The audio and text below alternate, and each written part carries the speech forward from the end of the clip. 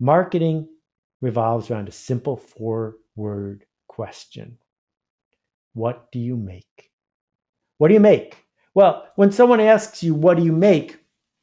What they might be saying is, how much money do you make? But that would be sort of rude, even in New York. What do you make means when you go to work every day, why are you here? And I want to argue that what you make is change. But what kind of change are we talking about? Well, if you think about the great brands, whether they're Nike or Harley Davidson or Apple, Harley Davidson changes disrespected outsiders into insiders. Apple changes people into folks who have better taste about digital goods. Nike changes people from couch potatoes into weekend warriors. That the change that you make could be as prosaic and simple as we change non-customers into customers. But I think you can do better than that. I think when we think about aspirational brands, if we think about movements, if we think about nonprofits, if we think about causes and culture, we can change people, change them into who they seek to become. Because if you can help someone get to where they've wanted to go all along, then your marketing is actually worth doing. But first, you got to figure out what the work you're seeking to do even is. You have to create the conditions to cause the change to happen. Many of you are the smartest person in your organization. That there are people you work for who say, go use that magic social media stuff to make something happen.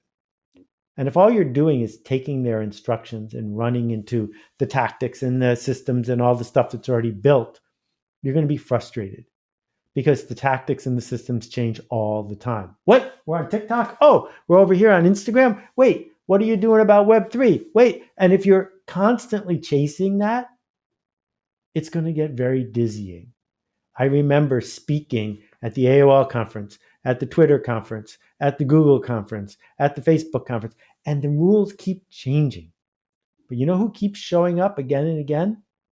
The brands and the organizations that matter.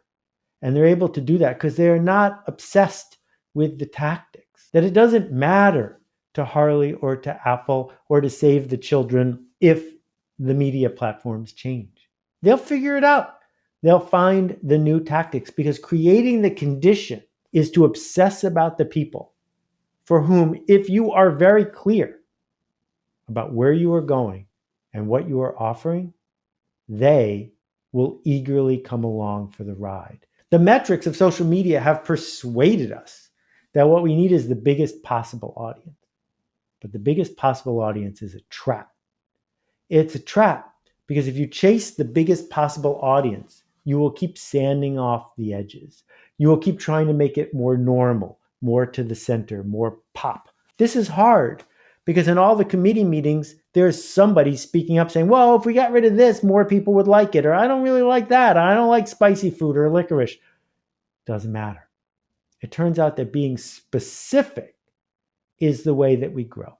That what we get is the chance to go to people who already believe, who already want, who are already going where we seek to go. And your job as the voice of social media inside your company, inside your institution, is to speak up for those people. Not to say, here's how we could be more popular like Justin Bieber, but to say, here's how we can be more specific for the people who want to go where we are choosing to go. So the work that you need to do is not to take your average stuff for average people and hype it widely. The work you have to do is go back upstream and say to the people you work with, stop giving me average stuff. Stop making boring stuff. Let's make something worth talking about. And what makes it worth talking about is not up to you, it's up to the people you serve. And you can do that with intentional design. Intentional design is 2 simple questions.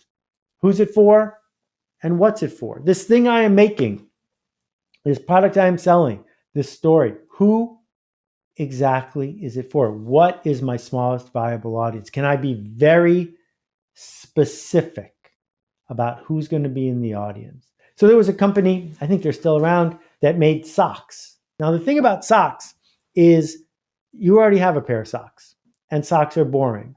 And if you've got boring socks and you need new socks, you just buy cheap socks. Why would you pay extra?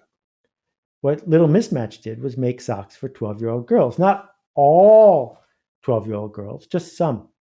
Girls with a fashion problem. And what was their problem? Their problem was they didn't have enough to talk about during recess because their parents wouldn't buy them a new outfit every day. So Little Mismatch came up with this idea. You get 3 socks in a container and none of them match. For $10, 3 mismatched socks. You wear 2 of them to school.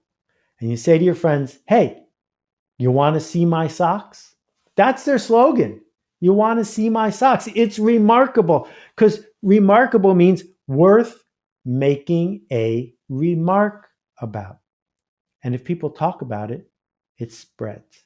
And this idea that there's a network effect, even in something as boring as socks, is transformative.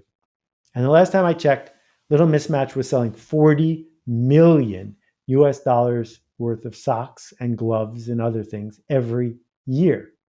Because it's worth remembering the people who are buying something from you don't need it. They want it. People who go to a restaurant already have food. People who are going clothes shopping are already dressed. So we have to be super clear about who cares. Who cares that you have an Instagram account? Why does it matter? What is the change you seek to make? Because if you can't be clear about that, if it's just, well, I'm doing my job and I'd like to steal your attention, if your slogan is you can pick anyone and we're anyone, then all the cool Instagram tools in the world aren't going to help you that much. It's about a difference between students and prospects. Prospects are people we hustle. Prospects are people we try to turn into customers. Students are people who are eager to learn. We get to teach them. We get to show them how to get from here to there. Apple, Nike, Harley, these are great brands with students. People who are eager to discover what's next.